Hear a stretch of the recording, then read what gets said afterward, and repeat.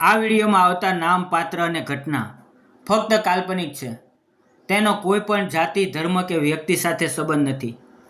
આ વાર્તા ફક્ત મનોરંજન અને શૈક્ષણિક હેતુ માટે બનાવવામાં આવી છે. અન્યથા તેને તે રીતે જુઓ.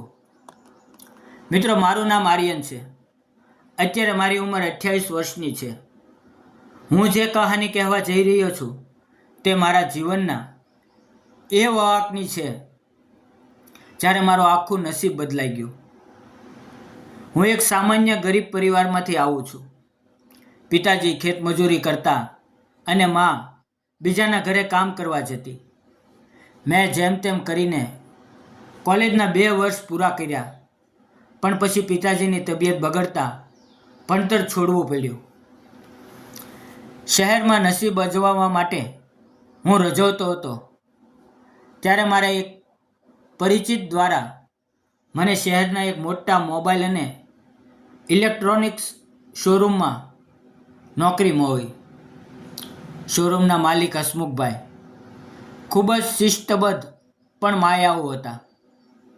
તેમણે મને સાફ સફાઈ અને સ્ટોક ગોઠવવાનું કામ સોંપ્યું. હું રોજ સવારે 9 વાગ્યે પહોંચી જતો અને રાત્રે 9 વાગ્યા સુધી સખત મહેનત કરતો. હસમુખભાઈને એક દીકરી હતી જેનું નામ રિયા હતું. રિયા દેખાવમાં ખૂબ જ નમણી અને સ્વભાવે થોડી જિદ્દી પણ દયાળુ હતી. તે શહેરમાં BA MBAનો અભ્યાસ કરતી હતી. હસમુખભાઈને ડાયાબિટીસની તકલીફ હોવાથી ડૉક્ટરે તેમને થોડા દિવસ ઘરે આરામ કરવાનું કહ્યું. અને આ બાજુ દિવાળીનો સમય હતો અને શોરૂમમાં ખૂબ જ ભીડ રહેતી. હસમુખભાઈની ગેરહાજરીમાં રિયાને શોરૂમ સંભાળવા માટે આવવું પડ્યું. પહેલા દિવસે જ્યારે રિયા શોરૂમ પર આવી ત્યારે આખું વાતાવરણ બદલાઈ ગયું. તે મોંઘી ગાડીમાંથી ઉતરી અને સીધી પપ્પાની ખુરશી પર બેસી ગઈ.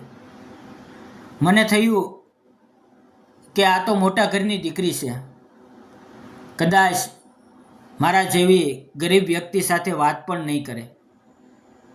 પણ જેમ જેમ દિવસો વીતતા ગયા, રિયાને બિઝનેસ સમજવામાં તકલીફ પડતી. કયો સ્ટોક ક્યાં છે અને ગ્રાહકો સાથે કેવી રીતે ડીલ કરવી તે તેને સમજાતું નહીં. ત્યારે મેં આગળ વધીને તેની મદદ કરી. ધીમે ધીમે અમારી વચ્ચે વાતચીત શરૂ થઈ. એક દિવસ બપોરે અમે બંને શોરૂમની પાછળના ભાગમાં બેસીને સ્ટોક ચેક કરતા હતા. અચાનક રિયાનો પગ લપસ્યો અને તે પડવા જતી હતી ત્યારે મેં તેને પકડી લીધી. થોડી ક્ષણો માટે અમારી નજર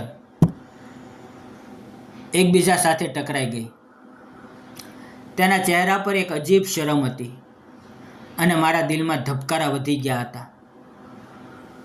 તે દિવસ પછી રિયા મારા માટે ઘરેથી ટિફિન લાવવા લાગી. અમે બંને સાથે બેસીને જમતા અને તે મને તેના કોલેજના કિસ્સાઓ સંભળાવતી. મિત્રો, એક સાંજની વાત છે. અચાનક શોરૂમમાં શોર્ટ સર્કિટ થઈ અને આગ લાગવાની શરૂઆત થઈ.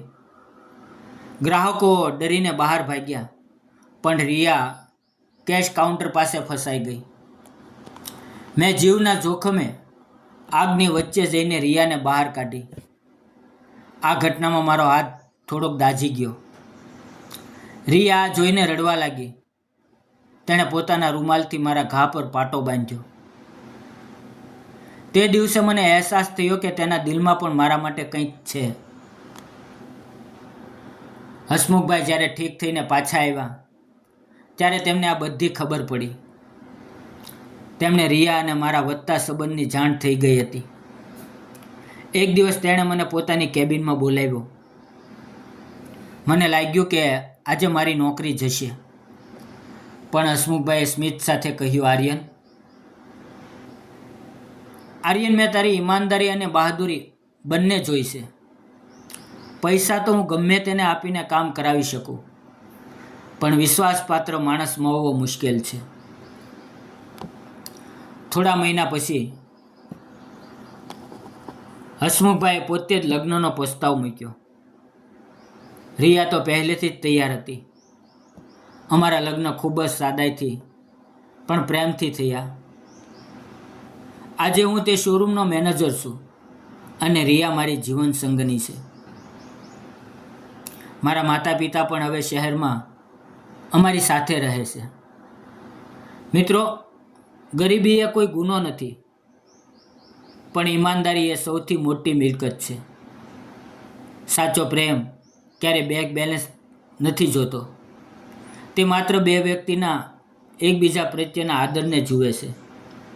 જો તમે મહેનત કરશો અને તમારા કામ પ્રત્યે વફાદાર રહેશો તો નસીબ પણ તમારી સામે ઝૂકે છે.